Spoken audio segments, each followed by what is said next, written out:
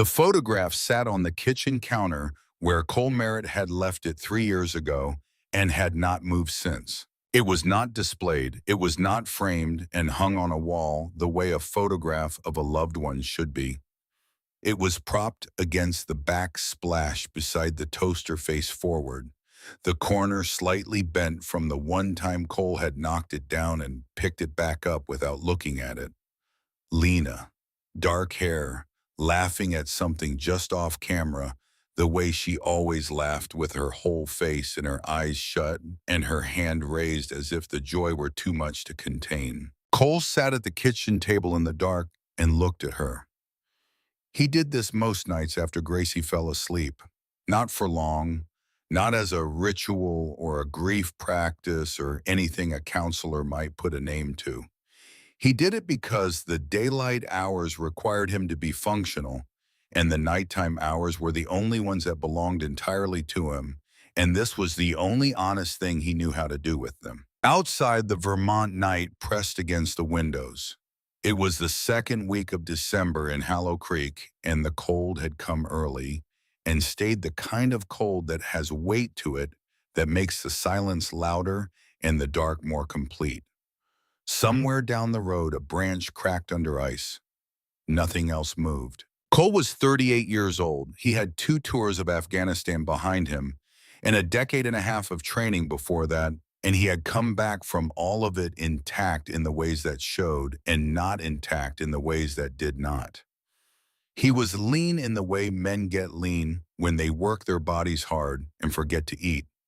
His hands were still, which was the thing people noticed first about him, the particular stillness of someone who had been taught that unnecessary movement was a liability. He had come to Hollow Creek in the fall of 2021 after Lena died. He had chosen it because it was small and because no one there knew him and because Gracie needed a place that felt like a place rather than a wound and because he needed to be somewhere quiet enough to hear himself failing to be the father he was supposed to be. He had been failing at that for 2 years now, not in the ways the world would see. He fed Gracie and walked her to school and helped with homework and attended the events at the elementary school where parents were expected to appear. He did all of that. What he did not do, what he had not been able to do since the morning the hospital called and told him what had happened while he was 8,000 miles away, was say the 3 words that Gracie needed to hear from him. The last time he had said them was to Lena, 3 days before she died. A phone call, bad connection, the kind of conversation you have when you are running on 4 hours of sleep and cannot stay on the line much longer. He had said them quickly, the way you say things when you mean them, but do not have time to mean them properly. And then she was gone. He had carried the mathematics of that for 2 years. The irrational, unkillable arithmetic of a grief that located its cause in the words themselves. Not in the absence, not in the distance, or the bad luck, or the drunk driver on the rain-wet road outside Burlington. In the words. In the specific arrangement of 3 syllables that he had said, and then she had died, in which he could not now bring himself to say again to the only other person in the world he felt them for. Cole picked up the photograph. He set it face down. He went to bed. In the morning, Gracie was already at the kitchen table when he came downstairs, her cereal half-eaten, her coat on, over her pajamas, her hair unbrushed and magnificent in the way of 9-year-old girls who have not yet learned to care about such things. "Can we go to the fair today?" she said. She did not look up from her bowl. She said it in the tone of a child who has been planning this request for several days and has decided that casual delivery is the correct approach. Cole poured coffee.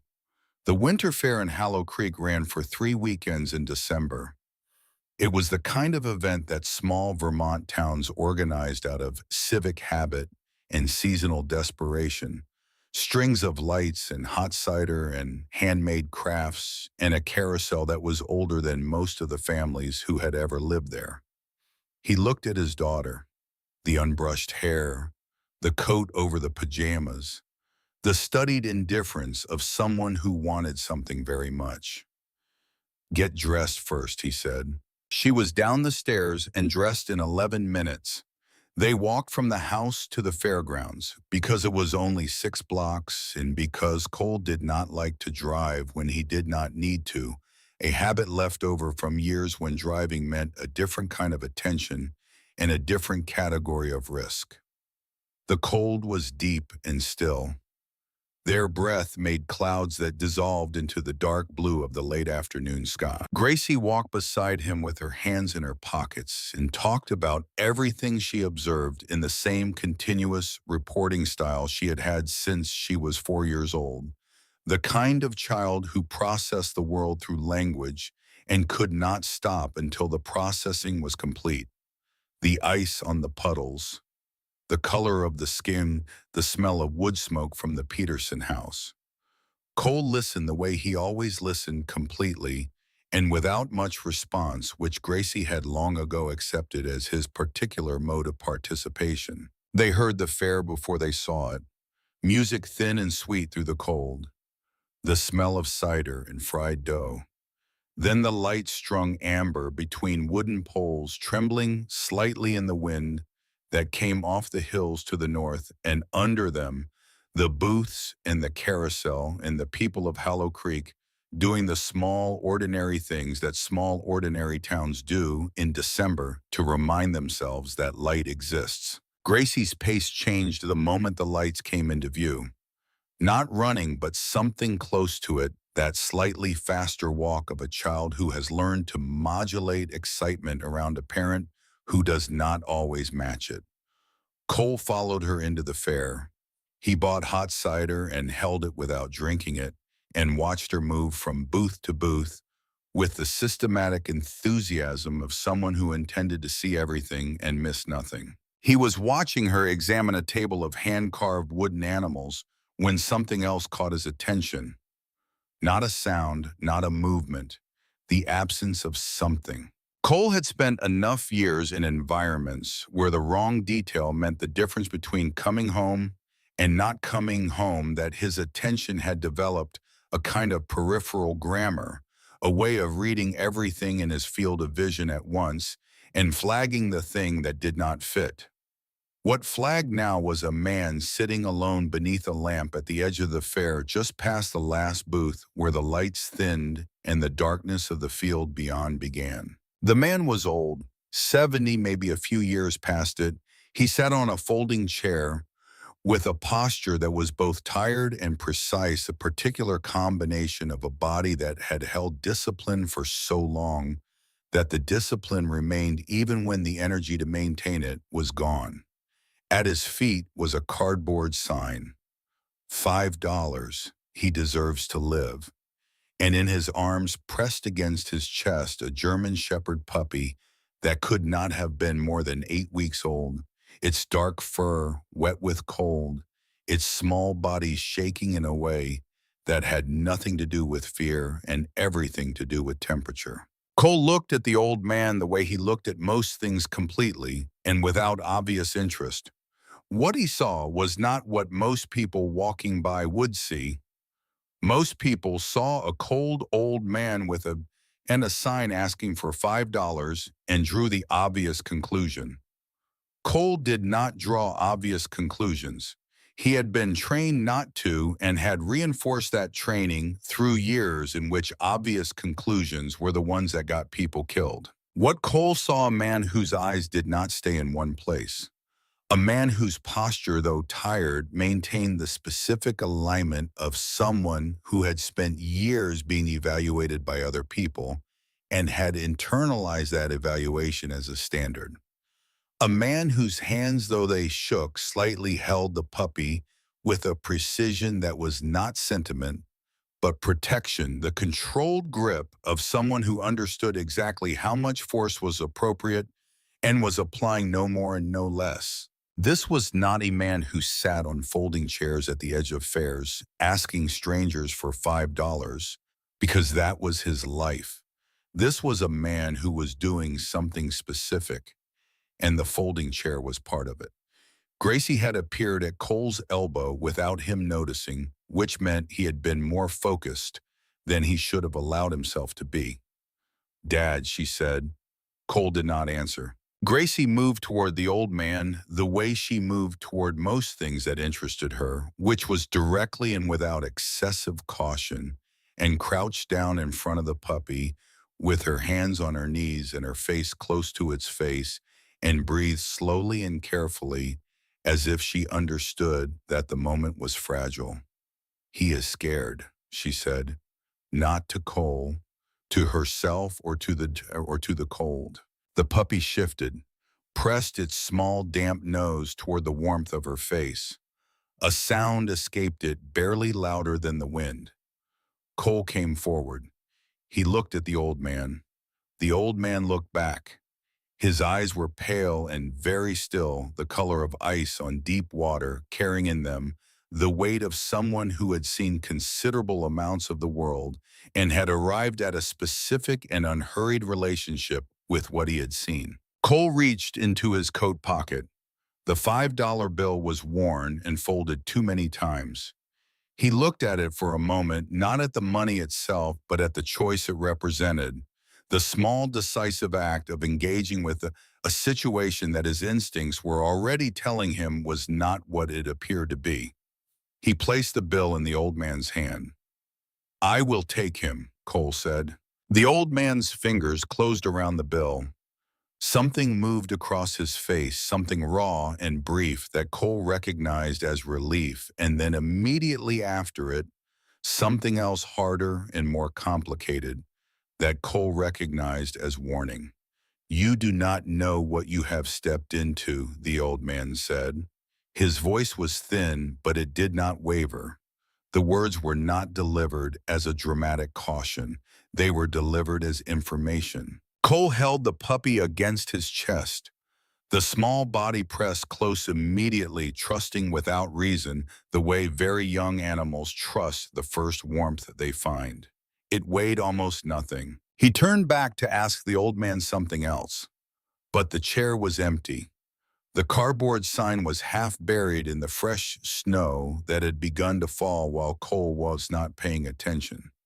And the old man was gone as completely and efficiently as if he had simply decided to stop existing in that particular location. Gracie stood beside Cole and looked at the empty chair. "Where did he go?" she said.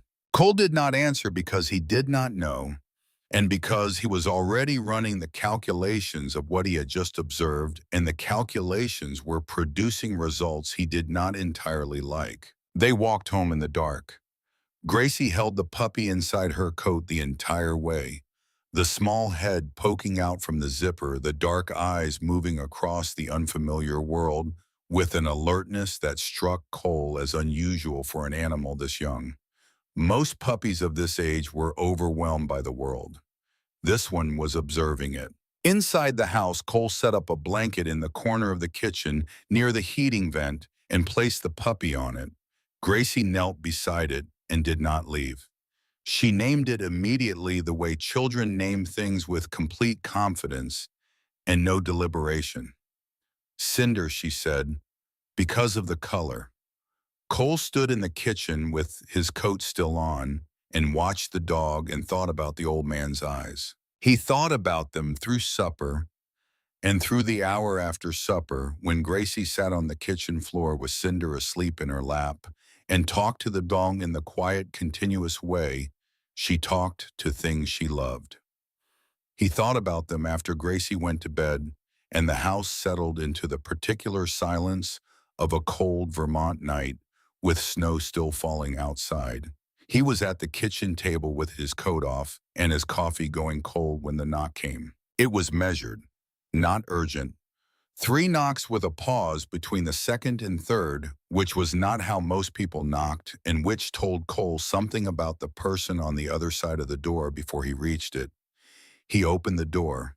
The old man from the fair stood on the porch, his cap held against his chest, snow on his shoulders, his eyes moving once to the dark street behind him before settling on Cole. He scanned the street with the reflexive caution of someone who had been looking over their shoulder for a long time and had not stopped even in moments when it should have been safe to stop. He crossed the threshold when Cole stepped back. Cole closed the door. The latch sounded louder than it should have in the quiet house. They sat near the fireplace. The fire moved slowly, casting shadows across the old man's face in the way that firelight always seems to find the lines and angles of age and make them more legible. He stared into the flames without speaking for a long moment. Walt Pruitt, the old man said. That was his name. He did not offer a hand. Cole waited. She was not just any dog, Walt said. His voice had changed from the fair. At the fair, it had been controlled, performing a role. Here in the warmth of the house with the door closed and Cinder sleeping in the next room, it was something else. Quieter, more tired. The voice of a man who had been carrying something heavy for a very long time and was aware that he would not be setting it down voluntarily. Nova, Walt said. Her name is Nova. He described her the way a man describes something he loves that has been taken with precision and without sentiment, because sentiment would have made it softer than it was. She was a German shepherd, 7 years old, trained for search and rescue with a level of specialization that went beyond what was formally documented. The commands she knew were not the commands that appeared in any training manual. They were the commands that got developed in the field, in situations where the field was the kind of place that did not make it into official reports, and where a handler and a doe had to develop a private language for emergencies that the official language did not have words for. Walt had been her handler.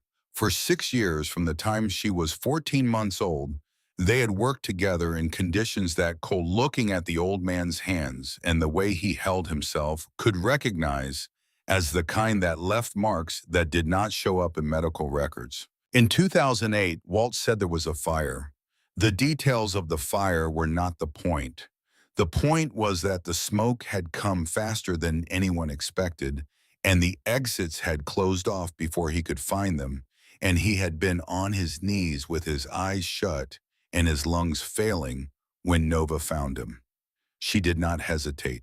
She did not need to be asked. She pushed her body against his and turned toward the exit and did not stop until they were outside and he was breathing cold air instead of smoke. He owed her, Walt said, in the way you owe something that has no currency, no price, no mechanism for repayment other than being willing to do what needs doing. They took her 3 weeks ago, Walt continued. He shifted in his chair. The fire cracked. His fingers tightened around the edge of his cap until the fabric creased. They came at night quietly, the way people come when they have done this before and know how to do it without leaving the kind of evidence that invites questions. They knew exactly what they were taking and what it was worth and where it could be sold in the kind of market where what a dog knows matters more than what it looks like. Rex Dunbar, Walt said. The name landed in the room with the specific weight of a name that has been carried for a long time. Cole had not heard the name in years, but he had heard it. He sat very still. His real business, Walt said, is not the dogs themselves. He sells what the dogs know. The training, the obedience that exists below the visible level, the kind that does not have a name in any official document because it was never officially developed. Dogs trained for operations that were never officially conducted. Dogs that can do things that the organizations that use them would prefer not to have documented. Cole looked at the fire. He remembered a year. He remembered a building. He remembered a hallway with no windows where the air recycled and the fluorescent lights hummed at a frequency that was slightly wrong, the kind of slightly wrong that you only notice when you stop moving for long enough to pay attention. He remembered a handshake, a man with very clean hands and a smile that occupied only the bottom third of his face that started at the mouth and stopped well before it reached the eyes. Rex Dunbar. Mia appeared at the edge of the hallway. Then he thought Gracie. He still sometimes confused the names in the deep middle of the night when he was most tired.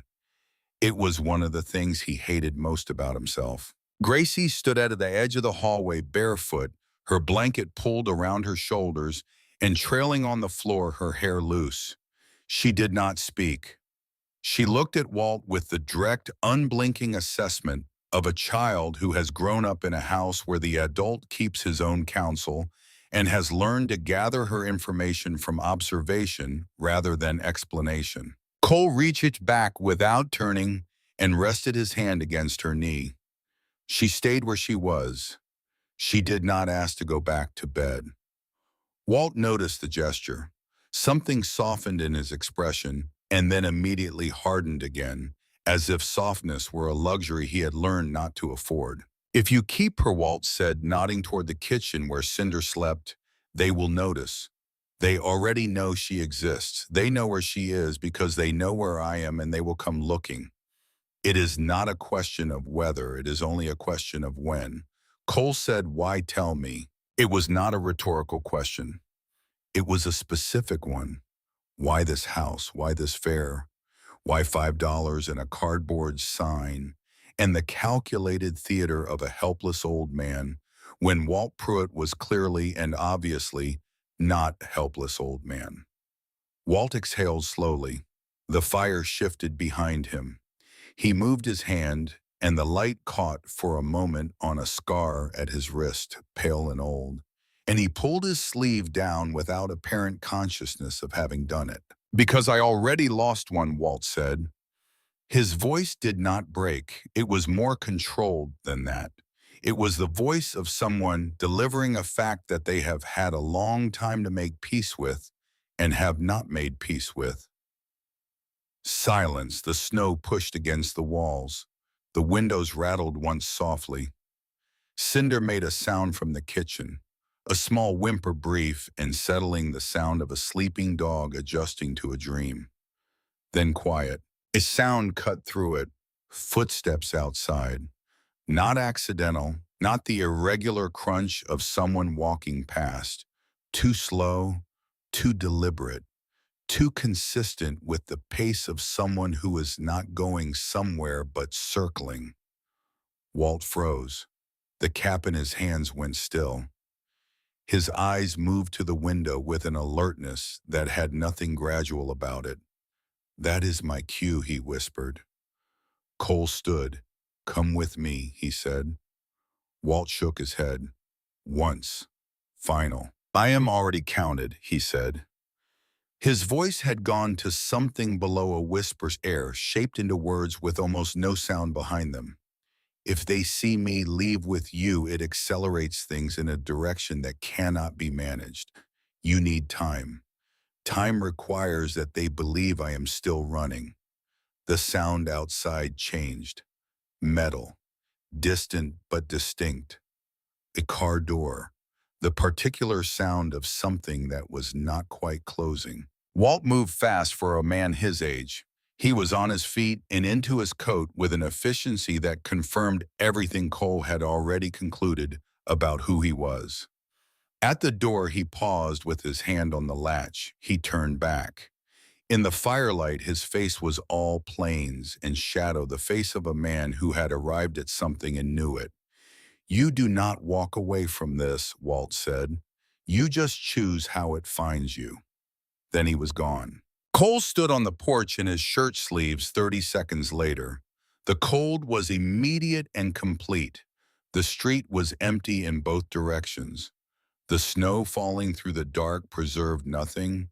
The footprints that should have been there were already filling in the way Vermont snow fills things quickly and without apology. He stood there until his breath slowed and the cold moved through the shirt into his skin, and he looked at the empty street and the empty footprints and the dark houses behind their lit windows and the hills beyond them disappearing into the snow. Then he went back inside. Gracie was sitting on the floor in the kitchen. Not beside the blanket, but beside it, cross-legged, with Cinder awake in her lap, both of them facing the back door. as if they had been listening to the outside together and had reached the same conclusion about what they heard. Cole sat down on the floor beside his daughter. He did not say anything. He looked at the dog, who looked back at him with eyes that were dark and alert in the what of very young animals, but with a quality of focus in that alertness that Cole had not seen in a puppy before. It was the focus of something that was paying a specific kind of attention to a specific category of input. Not playing, not exploring, watching. He reached out and ran his hand once over the puppy's head. The fur was dense and slightly damp still from the cold. Gracie said nothing either. She had understood in the way that children of quiet fathers understand things that this was not a moment for questions. She leaned slightly against Cole's arm, not asking for anything, just being there. Outside, the snow fell, the footprints filled, the street stayed empty. Cole sat on the kitchen floor with his daughter and her $5 dog and the fire dying in the other room, and thought about a hallway with no windows and a smile that did not reach the eyes, and thought about the old man who had sat in the cold for reasons Cole did not yet fully understand, but could feel the shape of the way you feel the shape of a wave before it arrives. He thought about what Walt had said and had not said. He thought about the specific precision with which the old man had chosen his words. You do not walk away from this. Not a warning, not a threat. A fact offered without drama by a man who dealt in facts and had limited patience for alternatives. Cole thought about Rex Dunbar. He thought about the hallway and the handshake and the smile. He thought about the weight of the puppy's body when he had lifted her from the old man's arms at the fair, the way she had pressed against his chest immediately without hesitation, trusting in the way that something trusts when trust is all it has. He thought about Nova somewhere in the dark beyond the hills, in a place where dogs were not animals, but assets, not creatures, but inventory. He thought about his daughter's shoulder warm against his arm. He sat there for a long time in the kitchen of the house in Hollow Creek, Vermont, while the snow came down outside and the fire went cold in the other room, and the night kept its own counsel. By morning, Walt Pruitt would be missing, and Cinder would wake before anyone else and sit at the back door and whine at something she could smell on the wind that none of the humans in the house had any way of detecting. And Cole Merritt would stand at the kitchen window with coffee he did not drink and look at the snow-covered yard and the dark tree line beyond it, and begin with the methodical patience of a man who had been trained to understand problems before acting on them, to understand the problem he had just stepped into. Cinder woke before the house did. Cole heard it from the hallway, the small, precise sound of claws on the kitchen floor. Not random movement, but something directed as specific navigation from the blanket by the heating vent to the back door where the puppy sat and looked at the base of the door and made a sound that was not quite a whine and not quite a growl, but something between them, low and controlled in a way that 8-week-old puppies were not supposed to be capable of. Cole stood in the doorway and watched. The dog did not look up at him. It kept its gaze at the door. Its ears were forward, and its small body was still in the precise way that stillness is different from sleep, the stillness of something attending. Cole went to the window. The yard was white and undisturbed.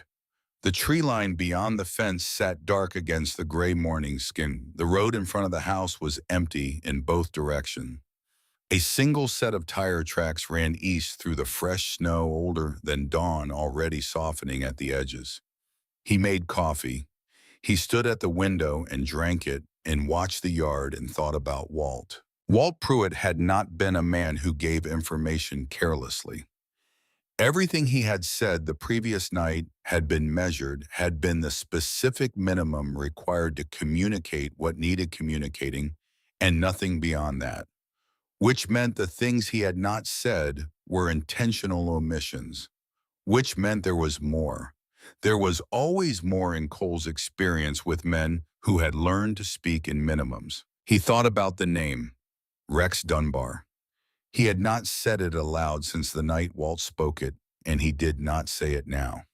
He turned it over in his mind the way you turn something over when you are trying to determine its weight without letting it touch the floor. Gracie came downstairs at 7:30 in her pajamas with her hair in the spectacular disorder of someone who had slept with full commitment to the project.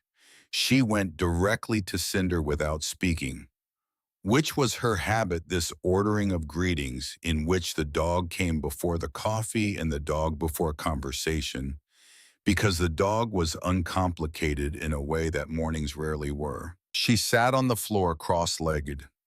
Cinder turned from the door immediately and climbed into her lap with a focus that seemed almost professional, pressing its nose against her jaw and then settling weight distributed with unusual deliberateness for an animal that had been alive for less than 2 months. Cole watched from the counter. He watched the way Cinder settled, the specific placement of the front paws, the angle of the head. These were not the movements of a puppy finding comfort. They were something more structured, something that had a quality of intention behind it that puppies did not typically possess. Cole had been around working dogs. He had worked alongside military K-9 units in conditions where the dog's behavior was the most reliable intelligence available. He knew the difference between a dog acting on instinct and a dog acting on training. Cinder was doing something between the two. The training was incomplete, fragmentary, the way a language is when you have learned the alphabet and a handful of words, but not yet the grammar. But the orientation was there. The capacity was there. Something had been begun. Gracie looked up at him. She said she is not like other dogs. Cole said no. Gracie looked back at the dog. She said it the same way she said most things that were true and obvious without drama, as a simple report from the field. She was 9 years old and had her mother's precise clarity about the observable world, the willingness to state what was there rather than what she hoped was there. Cole set down his coffee. He went to the back door and opened it. The cold came in immediately. He stood on the back step and looked at the yard and the fence and the tree line and the field beyond the tree line that stretched flat and white to the hills. He called the Hallow Creek Police Department from his cell phone. He gave his name. He asked if there had been any reports of a missing person, an older man, approximately 70, last seen at the winter fair the previous evening. The dispatcher was polite and unhurried. She said she would check. She came back in 3 minutes and said there was no report. Cole said thank you and ended the call. He stood at the back door for another moment, watching Cinder, who was now sitting up in Gracie's lap with its nose pointed at the tree line as if following something invisible. Its ears moved, tracking independent of each other, the left one forward and the right one tilted, reading 2 different channels of information simultaneously.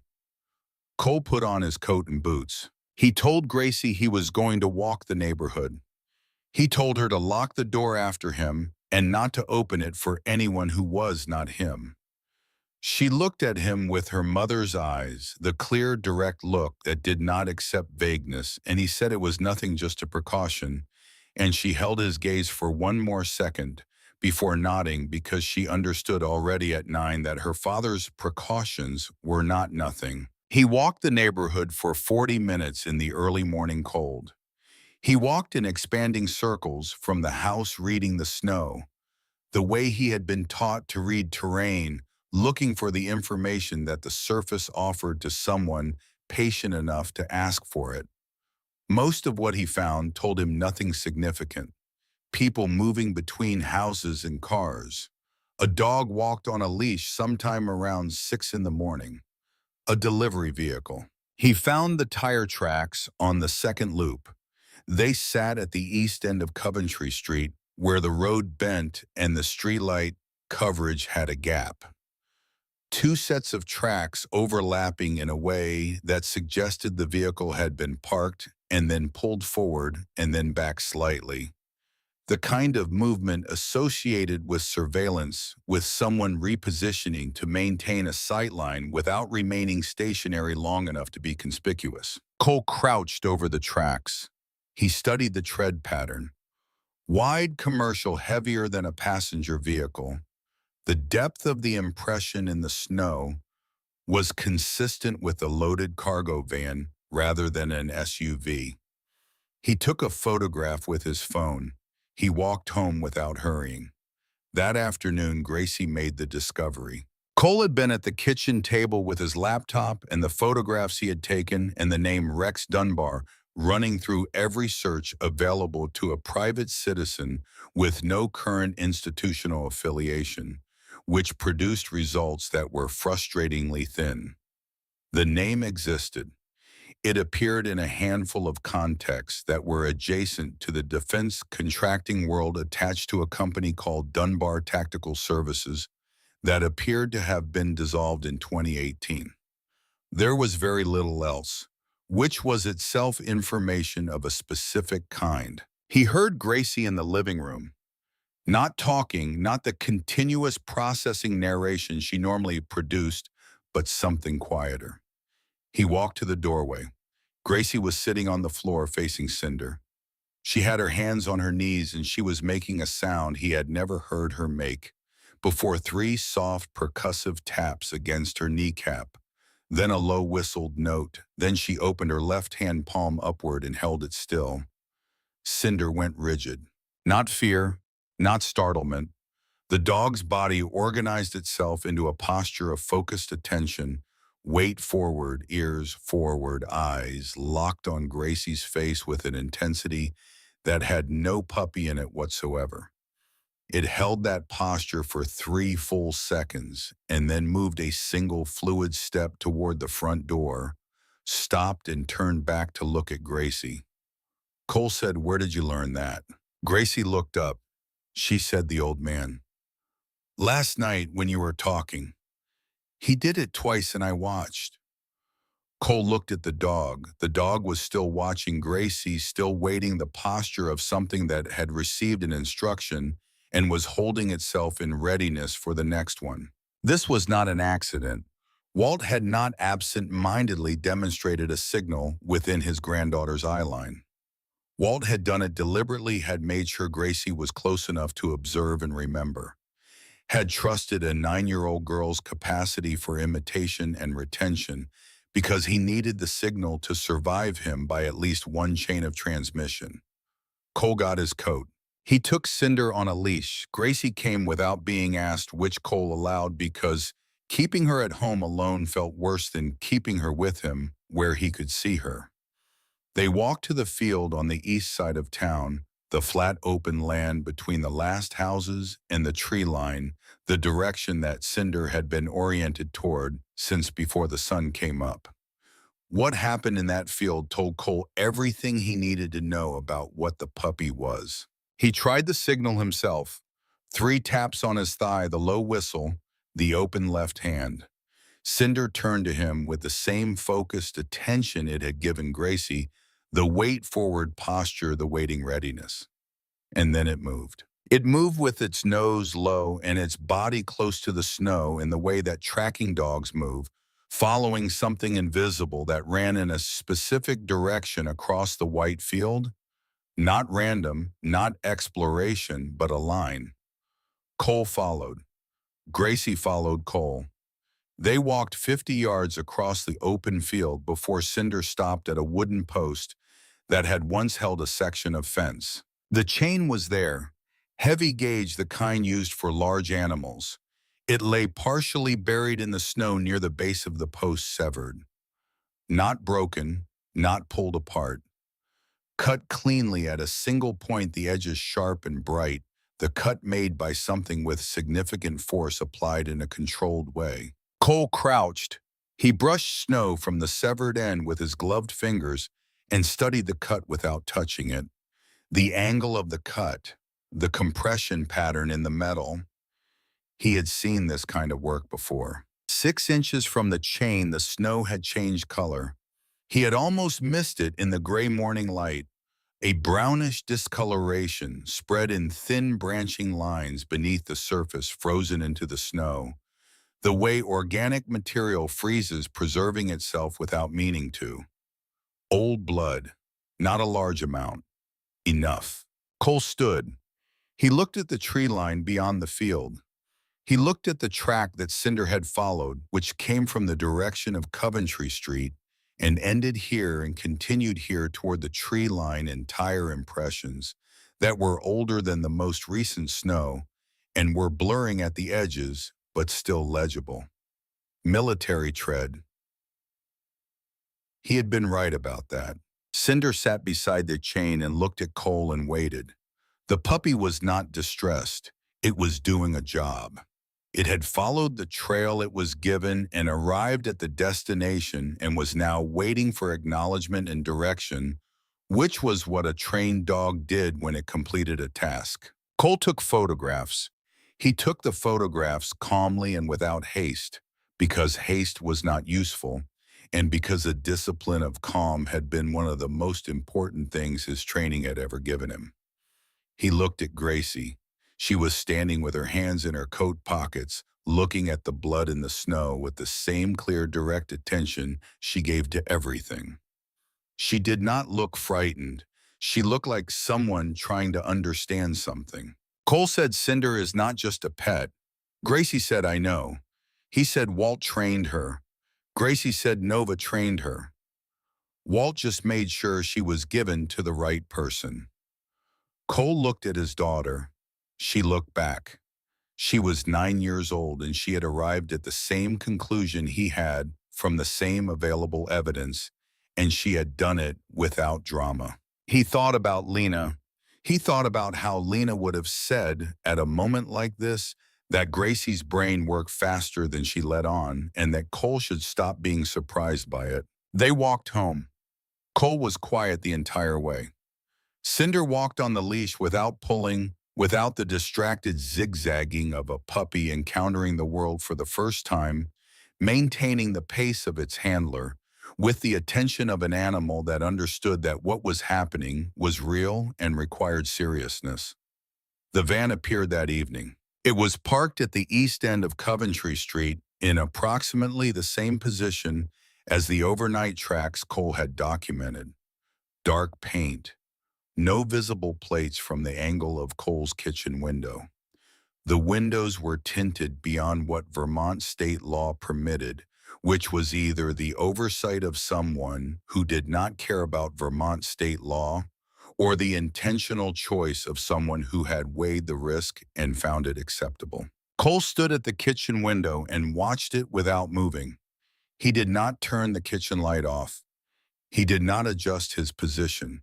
He stood with his coffee and watched the van with the specific, unhurried patience of someone who understood that surveillance was a two-directional activity and that appearing to be unaware of observation was its own category of information to transmit. The van sat still for 4 minutes. Then something moved behind the glass. A shift in the shadow distribution, an adjustment. Cole had enough experience with camera systems to recognize the specific quality of movement that came from a lens being repositioned. The camera was aimed at Gracie. She was in the backyard, visible through the kitchen window, and the glass of the back door moving in the slow circles she made when she was thinking Cinder bounding at her heels in the snow. She was laughing, the silent kind, the kind that closed her eyes and made no sound, and Cinder was bouncing against her knees with the first self-conscious puppy energy Cole had seen from it, as if Gracie were the one context in which it permitted itself to be simply young. Cole's hand tightened on the coffee cup. He had felt fear in specific ways at specific times in his life. He had felt the fear that came with incoming fire, and the fear that came with a building that was not what the intelligence said it was, and the fear that came from the phone call at 0300 that began with the words, "We regret to inform." He knew what fear felt like in his body, the specific physiological signature of it. What moved through him now was different from all of those.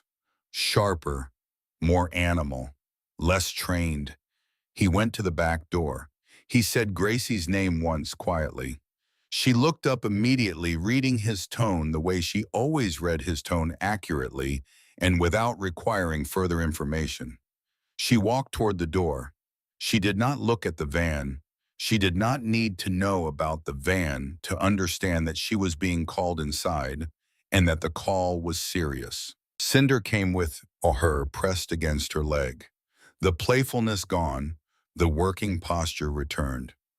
Cole locked the back door. He checked the front door. He checked the windows on the ground floor. He did these things in sequence, moving through the house the way he had been trained to move through buildings systematically and without wasted motion. The van remained for 11 more minutes by Cole's count, and then the engine started and the tires moved through the snow on Coventry Street, and it turned the corner at the far end and was gone. That night after Gracie slept, Cole sat at the kitchen table with the lights low and spread everything he had across the surface. The photographs from the field, the tread analysis he had written out in the plain language of someone documenting for their own use, the thin results of his search on Rex Dunbar. A timeline written on a yellow notepad that connected Walt's appearance at the fair, the footprints in the snow, the field, the blood, the van, the camera. He thought about the Dunbar he had encountered once briefly in a context he had not been given enough information about at the time to fully understand, and which he understood now slightly better in retrospect, in the way that retrospect sometimes clarifies the significance of things that passed without meaning at the time they occurred. A corridor, a building without windows. The year had been 2011. Cole had been 30 years old and recently assigned to a unit whose designation did not appear on any documents he had ever been shown.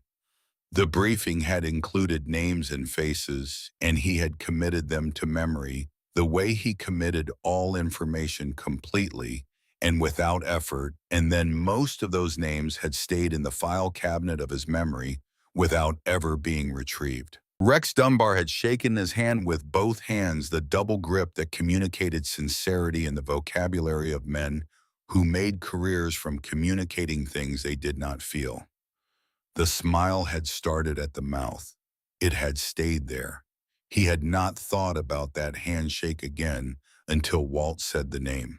He was still sitting at the table at 1 a.m. when Cinder came to him from the blanket and pressed against his calf and sat there warm and alert the way a dog sits when it has decided that the person it is attached to needs attending. Cole reached down and his hand found the dog's collar. His fingers moved around it, not with intention, just the habitual contact of a hand finding a surface to rest on. And then his fingers found something. Under the inner lining of the collar, a shape too regular for a seam too precise for the manufacturer's label. He worked his fingers around it without moving the collar, feeling the dimensions. Rectangular, firm, approximately the size of 2 stacked matchbooks. He got up and went to the kitchen drawer and found the small flashlight he kept there and came back and looked at the collar under the beam. He could not see the device from the outside. The collar lining was intact, the device tucked beneath it in a way that was invisible to casual inspection. He removed the collar. He carried it to the table and set it under the light and examined it with care. The device was there, bonded to the underside of the lining with a compound that would have required deliberate attention to detect, and was clearly designed to survive water temperature and the ordinary physical activities of a dog being worn. Not a simple tracker. He had seen tracking devices. This was more compact than it needed to be if tracking were the only function. He turned the collar over under the light and found the second component, smaller, barely visible in the seam position at the point of the collar that would rest nearest the dog's throat. A microphone. Cole set the collar down. He sat very still for a moment. They had heard everything. The conversation with Walt by the fire, Cole's phone call to the police department, the things he had said to Gracie in the kitchen, the sound of the signal being tested in the living room. All of it had been transmitted to wherever the receiving end of the device was located in real time from the moment Cinder had entered the house. He thought about what that meant for Walt. He had led them to Walt, not intentionally, not knowingly, but the effect was the same as if he had drawn a map and left it on the seat of an unlocked car. Walt had come to the house. Walt had spoken. Walt had said things that established his location, his communication with Cole, the state of his knowledge, and every syllable had been heard. Cole sat with it for 3 minutes. He was precise about the time because he was aware that there was a threshold at which thinking became a substitute for action, and he did not allow himself to cross it. Then he took the collar outside to the back step and placed it on the concrete and pressed his boot heel onto the device with controlled, focused pressure until he felt it yield, once, twice, a third time. The plastic casing gave, and then the interior gave, and then there was nothing left that could transmit or receive or remember anything. He picked up the pieces. He put them in the kitchen trash under other trash. He washed his hands. He went back to the table. The house was quiet. The snow was still falling outside. Cinder sat in the middle of the kitchen floor without the collar now, and looked at Cole with the dark, alert eyes that were too old for its body. Cole thought about what he had just done. He had protected Gracie. He had removed the mechanism by which the people watching them could monitor the house. He had made the inside of his home, for the first time since Cinder had entered it, genuinely private. He had also severed the only real-time connection to wherever Nova was being held. The device, whatever it could have told him about the source of its signal, the location of the receiver, the network it operated through, was crushed under his heel in the kitchen trash. He had made the right choice and the harder choice simultaneously, and they were the same choice. This was what the training never fully prepared you for. Not the situations where the wrong choice was obvious. The situations where the right choice cost you something you needed. He was still at the table at 2 in the morning when his phone buzzed. An unknown number. He answered it. A voice he did not recognize, a woman, clinical and unhurried, said that she was calling from Vermont Medical Center in Burlington, and that a man had been brought in approximately 2 hours ago with a gunshot wound, that he was in surgery, that he was in critical but stable condition, and that the only identification found on him was a folded piece of paper with Cole's phone number written on it. Cole asked for the man's description. Older male, the woman said. Approximately 70, white hair, a scar on his right wrist. Cole closed his eyes. He was in Burlington in 90 minutes, driving through the empty interstate night with the heater running, and Gracie asleep in the back seat under her coat because he could not leave her in the house alone, and the pine trees standing black against the dark on either side of the road, and the snow coming at the windshield in the headlights like static. Walt was out of surgery and in a recovery room when Cole arrived. He was not awake. A doctor with a measured and careful manner told Cole that the bullet had entered from behind, and that Walt had lost significant blood before being found by a passing motorist on a county road 8 miles east of Hollow Creek, collapsed in the snow at the road's edge. Cole sat in the waiting room with his daughter asleep across 2 chairs, with her head on his jacket, and he sat very still and thought about the county road 8 miles east of Hollow Creek, and what was east of Hollow Creek, and what was on a county road in the dark, and what a 70-year-old man who had been shot was doing on that road instead of anywhere else. He thought about the 8 years. Walt had said, "I have already lost one." He had not explained what he meant by that, and Cole had not pressed, and now he sat in a hospital waiting room and thought about an 8-year stretch and a man who had been watching from a distance and calculating and waiting for the right conditions and the right person. At 4 in the morning, Walt opened his eyes. Cole was in the chair beside the bed. He had sent a nurse to sit with Gracie in the waiting room and had told her his daughter was asleep and he needed 10 minutes. He had 10 minutes. Walt looked at the ceiling first, then at Cole. His eyes were clearer than Cole had expected, the particular clarity of a man who has not slept but has done significant processing. "The puppy," Walt said. His voice was compressed by pain but precise. "Cole said she is fine." Walt was quiet for a moment. His chest moved with the careful rhythm of someone managing something that hurt. "Nova is alive," Walt said. He spoke slowly, which was not his natural pace, and Cole understood that he was fighting the medication and winning just enough to say what needed to be said. "She is alive because Cinder is alive. You need to understand that." He paused. "As long as Cinder lives and they can use her to communicate to Nova that her pup is being held, Nova will cooperate.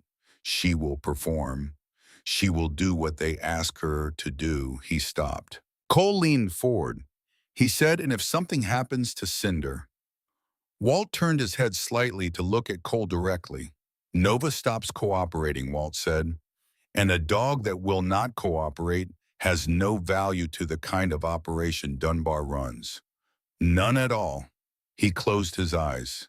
His breathing continued measured and painful. Cole sat with what Walt had just told him and let it reconfigure everything he had been thinking about the problem's shape. Cinder was not simply a puppy that had been sold to him for $5. Cinder was a fulcrum. The dog's existence, its safety, its location, was the mechanism by which Rex Dunbar maintained control over Nova. As long as Cole had Cinder, Dunbar needed to know where Cole was and needed Cole to remain available, reachable, a known quantity. The tracking device in the collar had not been about monitoring Cole. It had been about keeping Cinder locatable, about ensuring that the leverage over Nova remained intact. Cole thought about the device crushed under his heel in the kitchen trash. He had not simply broken a tracker. He had broken Dunbar's mechanism of control, and in doing that, he had not made things safer. He had made things different. He had changed the nature of the problem from a surveillance problem to a recovery problem because Dunbar would now need to reestablish that control and would come looking to do it. Walt opened his eyes again. He looked at Cole with the pale, deliberate clarity of a man who has made his calculations and is at peace with the results they have produced. "There is something else," Walt said. Cole waited. "I have been collecting it for 8 years," Walt said. "Every transaction, every name, every destination, the entire operation." He stopped. A breath. "It is in a storage unit in Burlington. The address and the code are in a letter I left with the pastor at Grace Lutheran in Hallow Creek. He knows to give it to you. He just does not know why." Cole said, "How long have you been planning this?" Walt looked at the ceiling. "Since the second year," he said. "The first year I was just surviving." He paused. "After that, I was building." Cole sat with the immensity of that. 8 years of a 70-year-old man building something in secret, carrying it alone, waiting for the right conditions to set it in motion. 8 years of being a ghost with a purpose. 8 years of ordinary invisibility covering an extraordinary patience. Walt closed his eyes and this time did not open them again. Cole sat beside the bed for 2 more minutes and then stood and straightened his jacket and looked at the old man's face in the dimmed light of the recovery room. There was something settled in it, something that had released. He went back to the waiting room. Gracie was still asleep across 2 chairs, her breathing deep and even, her face completely open, in the way that children's faces are open in sleep, all the effortful business of being awake suspended. Cole sat beside her and put his hand on her shoulder and felt the steady fact of her breathing. Outside the hospital windows, the Vermont winter held everything in its cold and patient grip. The pine trees on the hills round Burlington stood black against the sky that was beginning just barely at its furthest edge to separate from night. Cole sat very still and looked at his daughter and thought about what came next. He did not think about it with fear. He thought about it with the specific quality of attention he had been trained to bring to problems that were solvable, but that required more of you than you had previously been asked to give. He thought about the field east of town and the chain and the blood in the snow and the van on Coventry Street and the device he had destroyed and the 8 years of documentation sitting in a storage unit in Burlington and the old man breathing carefully in the room down the hall. He thought about Nova somewhere in the dark doing what she was asked to do because the alternative was worse. And she understood that the way intelligent animals understand the mechanics of the cage, even when they cannot articulate them. He thought about the fact that he had destroyed the tracking device. Dunbar no longer knew where Cinder was. Dunbar no longer knew where Cole was. Dunbar had lost his mechanism of control and would be moving now, recalculating, redirecting. The window between losing the signal and reestablishing contact was the window in which things would happen that could not be undone. Cole knew something about windows. He had spent years learning to identify them and move through them before they closed. He looked at Gracie's face. He thought about the 3 words he had not said in 2 years. The 3 words he kept inside himself like something he was afraid to spend because spending them might cost him what he could not afford to lose. He sat in the hospital waiting room in Burlington, Vermont, with the night outside going gradually toward morning, and he understood that the cost of keeping those words unspoken was already higher than he had been willing to acknowledge. That silence was not safety, that the space between himself and his daughter was not a protection but a distance, and that distances in his experience were the things that made loss permanent. He did not say them yet, but he felt the shape of them differently than he had before. He sat with his daughter while the Vermont sky outside the windows turned incrementally and without hurry from black to gray. They drove back to Hallow Creek in the gray early morning, with Gracie still half asleep in the back seat, and Cinder pressed against her side, and the Vermont landscape passing outside the windows in the flat, colorless light that comes before the sun decides what kind of day it intends to be. Cole drove with the particular quality of attention he reserved for situations that required him to hold multiple things in his mind simultaneously and give each of them its proper weight. The road, the rearview mirror, the side mirrors, the distance between his truck and the few other vehicles moving through the early morning dark. The weight of what Walt had said in the recovery room turning slowly in his mind, like something being examined from all sides before being set down. Nova is alive because Cinder is alive. He had turned the destruction of the tracking device over from every angle available and had arrived repeatedly at the same conclusion.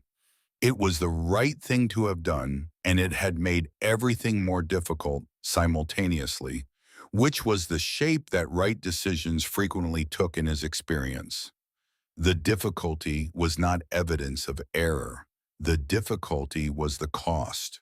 Gracie shifted in the back seat, her eyes open partway, the thick, unfocused look of someone not yet entirely present in the waking world. She said, "How is he?" Cole said, "He is going to be all right." She absorbed this and closed her eyes again and did not ask anything else, which was one of the things Cole had come to rely on in her without ever having articulated his reliance. She asked the question she needed answered and stopped when she had what she needed. She did not require the elaboration that most people required, the surrounding context and the reassurance and the follow-up confirmations. She took the information and processed it in the private space she had developed for such things.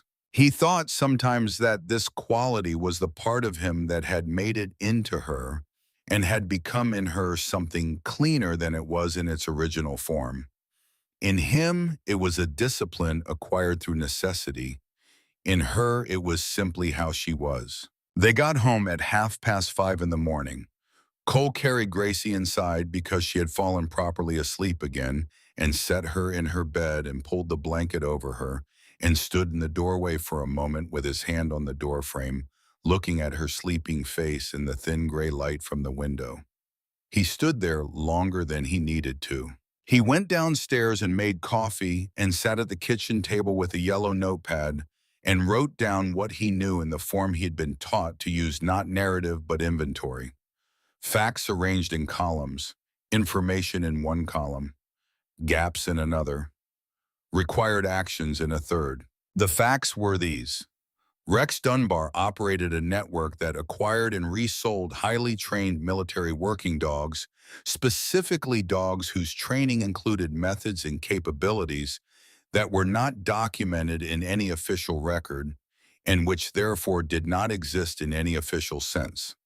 Walt Pruitt had been a handler within or adjacent to that network and had turned against it in 2015 and had spent 8 years in hiding, collecting documentation of every transaction, every dog, every destination.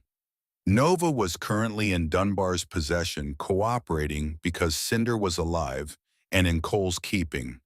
The tracking device was destroyed. Dunbar had lost the signal sometime in the previous 12 hours and would be moving to reestablish it. The gaps were these: the location of Dunbar's current operation, the number of personnel, the physical condition of Nova and the other animals, the timeline of Dunbar's next move. The required actions were these: retrieve Walt's documentation from the storage unit in Burlington, establish contact with someone who had the authority and the motivation to act on that documentation in a way that was enforceable and permanent. Find Nova before Dunbar found Cinder. He looked at the third column for a long time. The sequence of the actions was the problem. Each one created conditions that affected the others. If he moved on the storage unit, he was away from the house and away from Gracie. If he made contact with an authority, he was announcing himself and his location and potentially the location of the documentation before it was secure. If he moved on finding Nova before the documentation was in the right hands, he was putting himself in the field without a backstop. He sat with the problem the way he had always sat with tactical problems, not pushing against it, but waiting for the geometry to become clear. You could not force the geometry. You could only look at it long enough for the lines to resolve. He thought about what Walt had said. You do not walk away from this. You just choose how it finds you. He had already made his first choice. He had destroyed the device. He had ended Dunbar's passive surveillance. Dunbar would now have to come to him actively, which meant Dunbar's next move would be physical and local, and within a limited time frame. That was the geometry. He was not going to Dunbar. Dunbar was coming to him. He wrote a name on the notepad. He had been carrying it in the back of his mind since the recovery room, the name of a person he had served with and trusted in the absolute way that men trust people who have kept them alive in conditions where keeping each other alive was the primary occupation. A person who was currently employed by a federal agency whose specific remit included the category of activity that Rex Dunbar's operation represented. He did not call the number yet. He would call it, but not yet.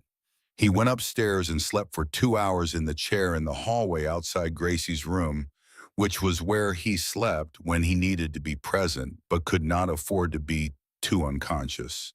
A skill he had developed over years of situations that required exactly this combination. He woke when Cinder came up the stairs at 8 o'clock. The dog came to him first, stood in front of the chair and looked at him with the dark, attentive eyes and waited. Cole looked back. He reached out and put his hand on the dog's head and felt the warmth and the density of it and thought about the chain in the snow and the blood and the old man in the recovery room speaking through the medication with the compressed precision of someone who has a limited amount of time to say what matters and knows it. Nova trained her, Gracie had said. He thought about that, a dog training her pup, not through instruction, but through presence, through example, through the simple transmission of learned behavior that happened when two animals shared enough time and enough trust. Nova had given Cinder something that could not be given any other way, something that lived in the body rather than the mind, in the instincts rather than the education. Cole stood up. He went downstairs and checked all the windows and the doors. Then he called the number on the notepad. The call lasted 6 minutes. Cole spoke in the compressed, clear language of someone giving a situational report to someone who could receive and process it at that speed. He gave the name. He gave the outline of the operation as Walt had described it. He gave the address of the storage unit in Burlington and the passcode Walt had entrusted to the pastor at Grace Lutheran. He gave his own location. The person on the other end listened without interrupting. When Cole finished, there was a pause that lasted 4 seconds, which was the appropriate length of pause for someone absorbing a significant amount of information and assessing it. Then the voice said, "How long do you need?" Cole said, "Tonight, maybe sooner." The voice said, "I will have people at the storage unit within 2 hours." He paused. "You understand that you need to not be in that field alone." Cole said, "I understand that." The voice said, "Cole." Cole said, "I hear you." He ended the call. He stood at the kitchen window with the phone in his hand and looked at the yard and the fence and the tree line and the sky beyond the tree line, which was pale and flat and offered nothing. He made eggs. He made toast. He called Gracie down for breakfast, and they ate together at the kitchen table with Cinder under the table against their feet. And Gracie talked about a book she was reading, and about a girl at school who had a rabbit, and about whether rabbits and dogs could be friends. And Cole listened and answered and drank his coffee and watched the yard through the window and waited. The storm came in the middle of the afternoon. It arrived from the northwest the way serious Vermont storms arrived, without excessive preliminary. Just a sky that changed color, and then a wind that changed direction, and then snow that was different from the snow that had been falling all week, heavier and more purposeful, coming in horizontally off the hills and piling against the north side of everything it encountered. Cole had the house prepared by 2 o'clock. He had checked the locks twice and confirmed the sight lines from each window and identified the positions in the house that offered the best combination of observation and cover, which was the geometry of the inside, the geometry he could control. The outside was different. The outside was Dunbar's terrain once the light failed. He did not tell Gracie what he was waiting for. He told her the storm was going to be bad and they should stay inside and have a quiet evening, and she accepted this with the straightforward compliance of a child who had learned that her father's quiet evenings were not to be questioned. At 4:30, with the storm at full intensity and the light failing fast, Cole realized that he had fallen asleep at the kitchen table. He had not intended to sleep. He had been running on 2 hours for the past 30 hours, and the body had made its own decision. He sat up with the specific snap of someone who has trained the transition from sleep to alert, and looked immediately at the back door, and then at the window, and then at the chair across the table where Gracie had been sitting with her book. The chair was empty. Cinder was gone. He was on his feet before the full assessment was complete, moving through the house in the systematic sequence he used for building clearances: living room, hallway, stairs, each room checked and cleared in seconds. He called her name twice, not loudly, just enough. Nothing. He found her coat on the hook by the back door. Not gone. She had not taken her coat. He opened the back door. The cold came in hard and sideways, and the snow was nearly horizontal off the fields. He stood on the back step and called her name into the storm, and his voice was swallowed by the wind before it traveled 10 feet. Cinder had been in the house when he fell asleep. He was certain of that. And Gracie had been in the chair. He had seen her. And then both of them were gone and the back door was unlocked, though he had locked it and Gracie's coat was on the hook. Cole went back inside and put on his coat and his boots and his gloves and took the small flashlight from the kitchen drawer, the same drawer where he kept the few tools he had brought here from the life before and kept close because they were still useful. Then he went out into the storm. He found her trail immediately because Cinder had been with her, and Cinder had walked the way trained dogs walked, even in the dark, which was deliberately and in a direction, not the scattered impressions of a child wandering, but the two-track pattern of a child following a dog that was following something. The trail led east, across the backyard and through the gate in the fence, and across the open field toward the tree line, the same direction Cinder had oriented toward every morning since the first day in the house. Cole walked fast without running. Running in snow in the dark is how people fell and broke things and became a secondary problem, and he could not afford to be a secondary problem. He called her name at intervals. The storm took the name each time. The flashlight showed him the tracks, partially filled, but still readable, the dog's prints, and Gracie's boot prints moving together through the deepening snow, the dog ahead, and Gracie following close the pattern of someone who trusted completely the thing they were following. He was 2/3 of the way across the field when the lights came on, not the house, the other direction.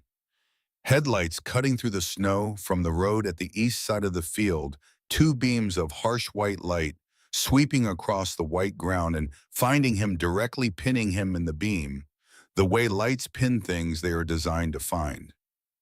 A vehicle. The engine sound that reached him through the wind was the low, steady idle of something heavy and well-maintained. Not a farmer's truck, not a neighbor. Cole stopped moving and stood in the beam and did not shade his eyes. A door opened.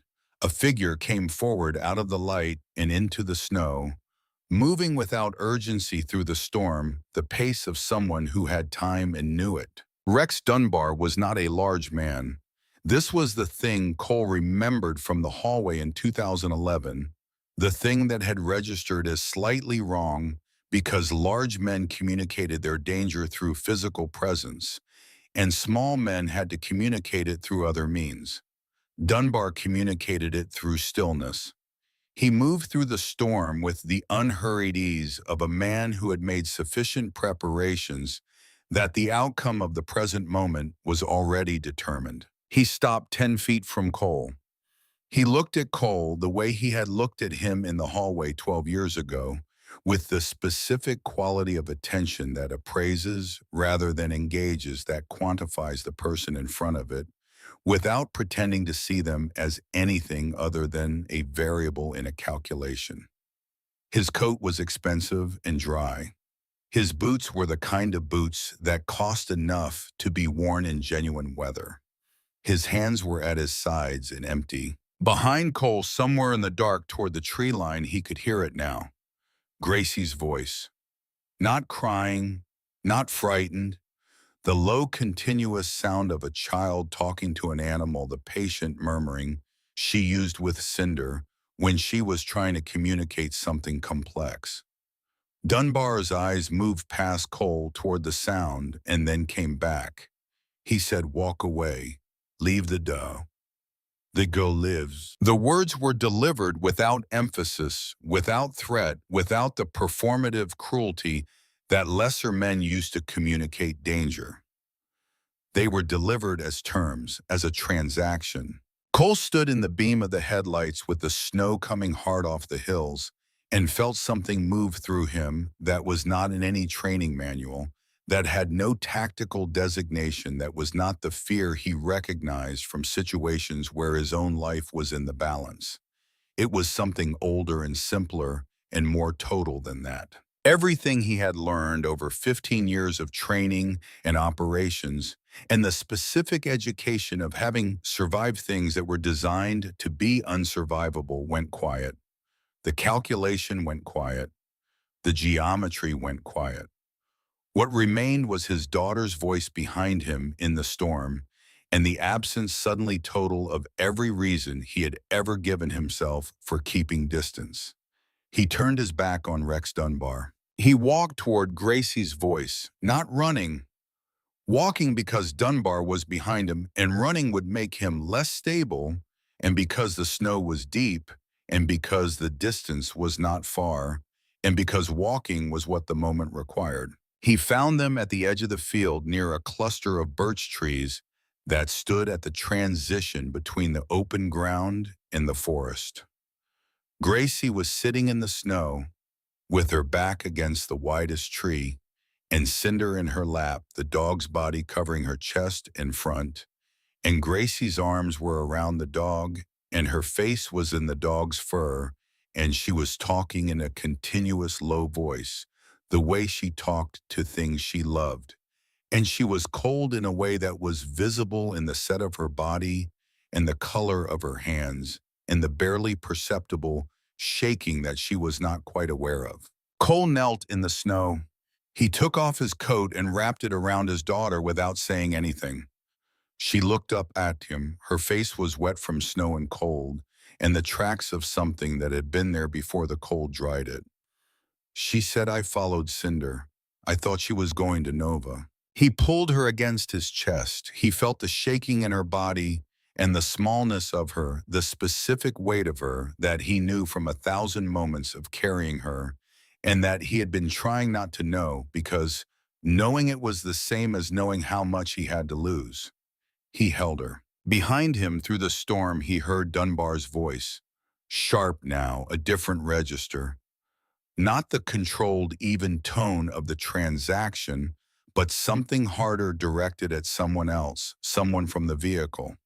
Cole did not turn around.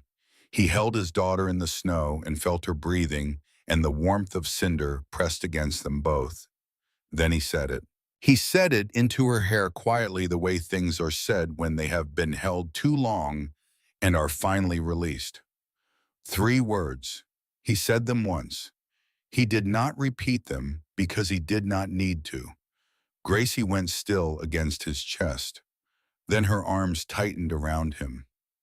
She said, "I know, Dad, I know." He stood up with her.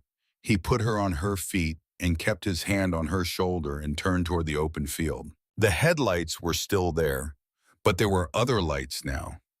Red and blue, not the rhythmic flash of emergency vehicles, but the constant burn of vehicles positioned already in place, their doors open and figures moving in the beams.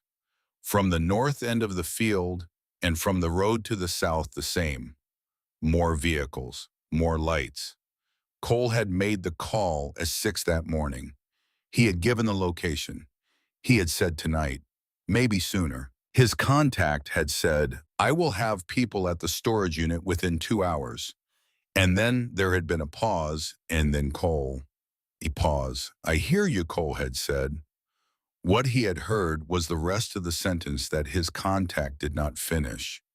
The one that started with the storage unit and ended somewhere in the field east of Hallow Creek on the night the storm came in. The figure of Dunbar was visible in the cross-lit snow lit from 4 directions by the vehicles closing from every point of approach.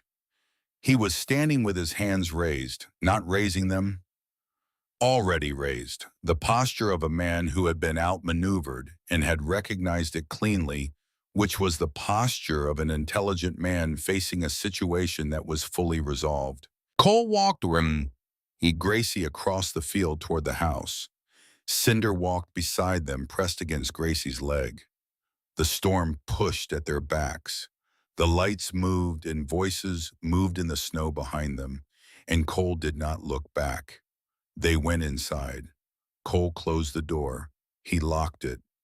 The sound was clean and simple and final. He made Gracie sit by the fire and wrapped her in the blanket from the couch, and made hot chocolate from the packets in the cabinet which he had bought for her in October and which she had been asking for on cold evenings since then.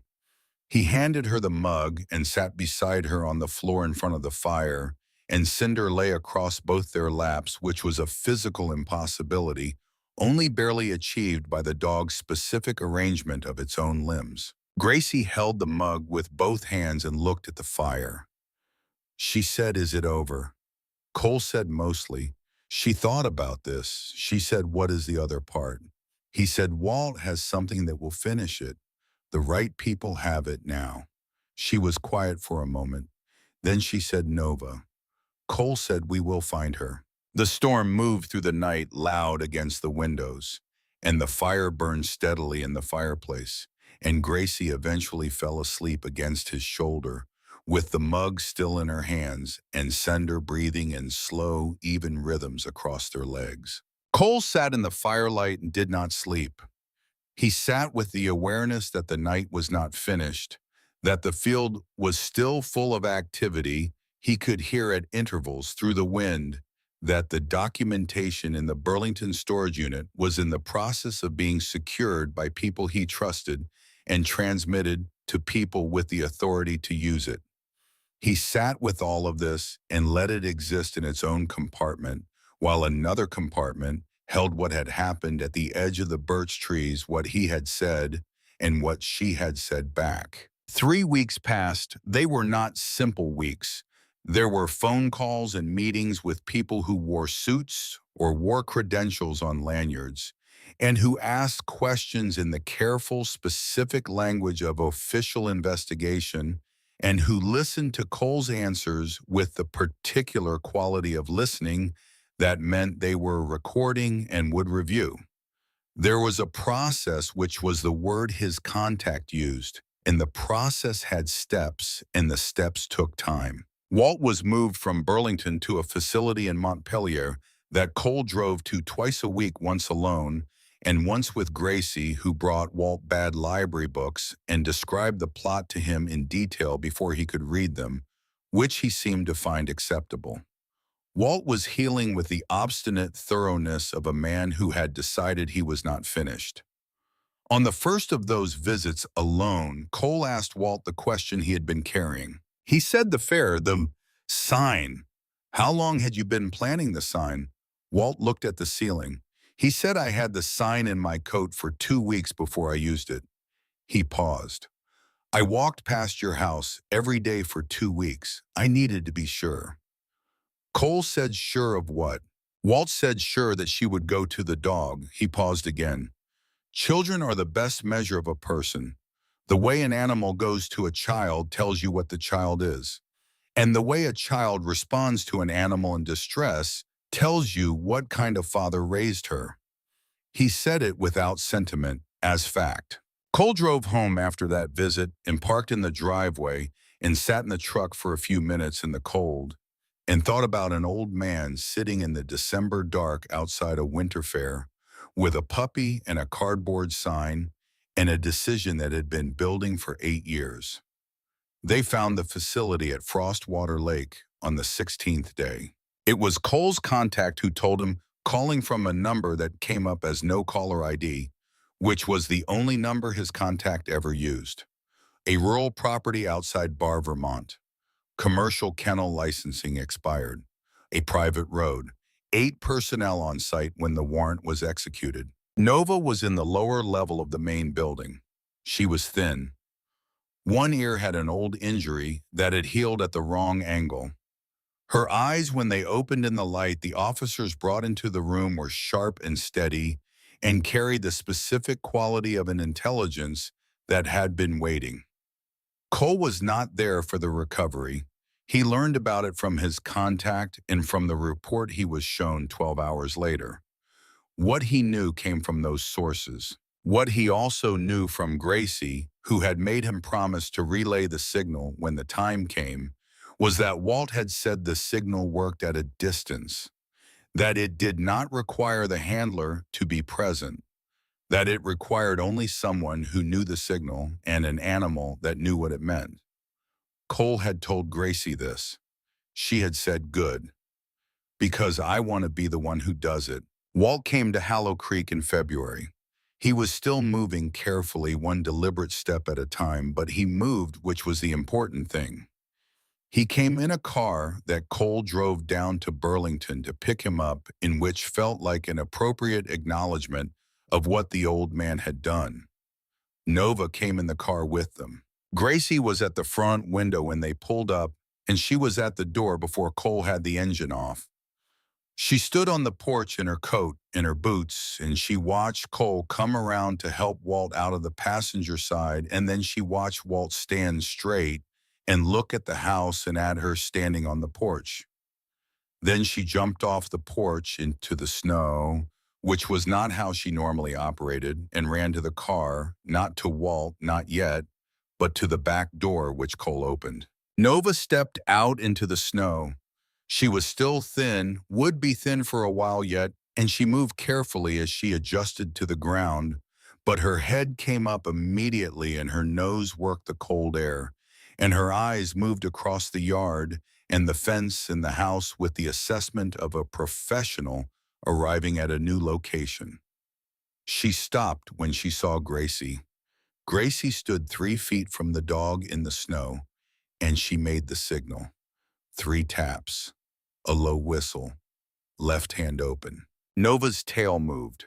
Slow once, twice. Something changed in the posture of the dog's body, some held thing releasing. She took 3 steps toward Gracie and pressed her nose against the open palm. From behind Gracie, moving fast and low across the snow, Cinder closed the distance and was there pressing against Nova's side, and Nova lowered her head, and there was a moment quiet and complete that existed only for the 2 dogs and was not for any human observer to fully comprehend. Cole stood in the cold and watched. Walt stood beside him. The old man's face in the winter light was the face of someone who has been carrying a weight for 8 years and has finally set it down in the right place. Not empty, not relieved exactly. Something more complete than either of those things. The face of a finished obligation. Cole said she remembered the signal. Walt said she never forgot it. He paused. That is what they could not take from her. What she knew before they had her. They went inside. Gracie made hot chocolate with the seriousness she brought to things that mattered. Walt sat in the chair by the fire, and Cinder and Nova settled on either side of him with the specific proprietary ease of dogs that know a person belongs to them. Gracie sat on the floor between the dogs and talked the continuous, clear narration of a child who processes through language and cannot stop until the processing is complete. And Walt listened with his eyes half closed, in the posture of a man who has not had anything simple in a very long time, and is discovering that simple things are not simple at all. Cole made coffee and stood in the kitchen doorway and looked at the living room. In the weeks that followed, there were legal proceedings that moved through their institutional processes at the pace of institutions. Rex Dunbar's case was complex, and the complexity was useful to the people prosecuting it because complexity meant the documentation mattered, and Walt's 8 years of meticulous collection mattered, and what it added up to was a case that attorneys described to Cole in their careful professional language as thorough. Dunbar did not walk out of anything. That was the part that mattered. In March, the old fire station at the edge of Hallow Creek was acquired through a process that involved the town council and a nonprofit application that Cole helped Walt file and that Gracie decorated with drawings she made at the kitchen table on Saturday afternoons. The application described an animal recovery and rehabilitation program, which was what it was. The spring came slowly to Vermont, the way spring always came to Vermont, in fits and reversals, warmth that arrived and was taken back and arrived again. By April, the ground had decided to stay thawed, and the snow retreated to the north-facing slopes, where it always held longest, and the light in the evenings extended itself day by day with the patient generosity of the returning season. Cole stood at the door of the old fire station on a Saturday morning in April and watched Gracie climb the ladder with the hand-painted sign that she had been working on for 2 weeks.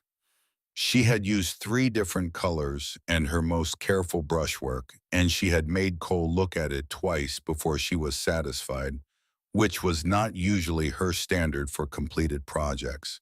She hung it above the door. She climbed down and stood back and tilted her head and looked at it with the critical assessment of someone evaluating their own work. The sign said, "No one is left behind." Cole read the words. He read them the way you read something that has been said in a specific language for a specific reason, the way you read something that is true, not because it is aspirational, but because you have seen what it costs to make it true and have decided the cost is worth it. Walt came and stood beside him. The old man looked at the sign with the same deliberate quality of attention he brought to everything and said nothing for a long moment. Then he said she made it herself. Cole said every letter. Walt nodded. He looked at Gracie, who was now crouched in the grass beside Nova and Cinder, talking to them in the low, continuous way she talked to things she loved. Walt said she is going to be something. Cole said she already is. Inside the old fire station, the kennels were clean and warm, and the light came through the new windows in wide panels across the concrete floor. Dogs that had come from situations like Nova's moved through the space with the careful exploratory quality of animals recalibrating their relationship with safety, learning, again, to trust what they could not verify. Nova lay in a patch of sunlight near the back wall. She was still thin, but the thinness was changing, filling slowly day by day with what proper care produced. Her ear would always sit at the angle it had healed into. Her eyes in the light were clear and steady and carried in them the particular quality of an intelligence that had been through considerable things and had arrived on the other side of them intact. Cinder lay beside her. The pup had grown in the weeks since February, the rapid growth of young dogs, the ears losing their puppy proportion, the legs finding their adult reach. It lay with its chin on Nova's foreleg and breathed the slow breath of complete contentment. Cole leaned against the doorframe and looked at the room. He thought about a winter fair in December and an old man on a folding chair and $5 that were worn from being folded too many times and the weight of a small body pressing against his chest, immediately without hesitation, the way things trust when trust is all they have. He thought about the empty equipment shed in his mind, the cleared space where the distance had been where he had kept the 3 words he was afraid to spend. He thought about a birch tree at the edge of a field in a storm and his daughter's arms tightening around him. He thought about what Walt had said in the recovery room, speaking through the medication, with the compressed precision of a man who knew the value of the words he had left. 8 years, Cole had said. The first year I was just surviving. After that, I was building. He thought about that. What it meant to survive something, and then having survived it, to begin. To choose to use what you had been given, the time and the knowledge and the hard-won understanding of how things worked, to build something that could outlast you. To trust that the building was worth it even when you could not see the end of it. To sell a $5 puppy to a stranger at a winter fair and trust that the stranger was who you needed him to be. Gracie came back inside with Nova at her heel and Cinder bounding ahead. She came to where Cole stood and leaned against his arm in the loose, easy way she had developed in recent weeks, the way of a child who has confirmed something and no longer needs to be cautious about confirming it again. She looked up at the sign above the door. She said, "Do you think people will understand it?" Cole looked at the sign. He thought about the word understand, what it meant to understand something, whether understanding was a thing you arrived at or a thing you built, whether there was a difference. He said the ones who need to will. Gracie considered this. She nodded with the slow seriousness of someone accepting a reasonable answer to a question they had been holding. Then she said, I was not scared in the storm. I want you to know that. Cole looked at her. She said I was cold, but I was not scared because Cinder knew where she was going, and I trusted Cinder. She said it simply, as a report from the field, as the kind of clarity that 9-year-olds have access to when they have not yet learned to complicate the simple things. Cole put his arm around her shoulders. She leaned into it. Outside, the Vermont spring was continuing its patient work on the landscape, the hills going from gray to the uncertain green of early April, the sky opening above them into the clear pale blue that followed the last of the serious weather. A wind moved through the birches at the edge of the property and made the new leaves tremble, and in the doorway of the old fire station in Hallow Creek, Vermont, a man and his daughter stood and looked at the light.